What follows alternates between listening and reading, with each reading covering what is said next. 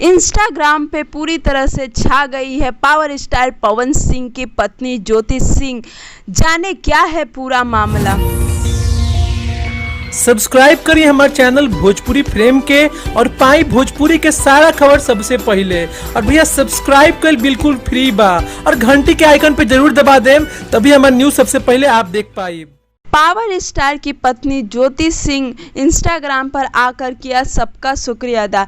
जाने क्या है पूरा रिपोर्ट। बता दें कि पावर स्टार की पत्नी ज्योति सिंह के इंस्टाग्राम पर 3 लाख फॉलोअर्स पूरे हो गए हैं। इस खुशी के मौके पे ज्योति सिंह ने एक फ़ोटो शेयर किया और लोगों को धन्यवाद भी कहा और कहा कि मोर टू कम, मतलब और भी लोग जुड़ रहे हैं। इसके लिए ज्योति सिंह काफ़ी खुश भी है और सबको दिल से शुक्रिया अदा किया। तो यह एक बहुत बड़ा रिकॉर्ड है कि किसी भोजपुरी स्टार की पत्नी का इतना फैन फॉलोइंग। तो उम्मीद करते हैं कि आपको वीडियो अच्छा लगा होगा। अच्छा लगे तो लाइक शेयर और कमेंट करना बिल्कुल ना भूलें।